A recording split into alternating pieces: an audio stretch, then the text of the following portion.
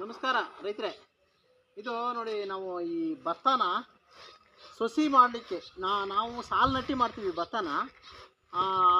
ಅದನ್ನು ಯಾವ ಥರ ಮಣ್ಣನ್ನು ರೆಡಿ ಮಾಡ್ಕೊಳ್ಳೋದು ಅಂತೇಳಿ ಅದ್ರ ಬಗ್ಗೆ ಒಂದೆರಡು ಮಾತನ್ನ ಹೇಳೋಕ್ಕೆ ಇಷ್ಟಪಡ್ತೀನಿ. ನೋಡಿ, ಈ ಥರ ನಾವು ಮಣ್ಣನ್ನು ಒಂದು ಸ್ವಲ್ಪ ಕಾಡು ಮಣ್ಣು ಇರ್ಬೋದು, ಇಲ್ಲ ನೀವು ಯಾವುದು ನಾಟಿ ಮಾಡ್ತಿರೋ ಆ ಗದ್ದೆ ಮಣ್ಣೆ ಇರ್ಬೋದು, ಅದನ್ನು ಈ ಥರ ಜಲ್ಡಿ ಮಾಡಿಕೊಂಡು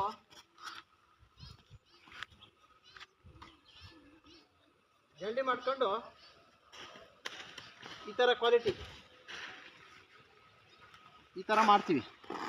ಕಾರಣ ನಡುವ ಮಿಷಿನ್ ಇದೆಯಲ್ಲ, ಆ ಮಿಷಿನ್ ಟೀತ್ ಇದೆಯಲ್ಲ, ಅದರಲ್ಲಿ ಟೀತ್ ಇರುತ್ತೆ. ಆ ಟೀತಿಗೆ ಯಾವುದೇ ರೀತಿ ಕಲ್ಲುಗಳು ಸಿಗಬಾರ್ದು.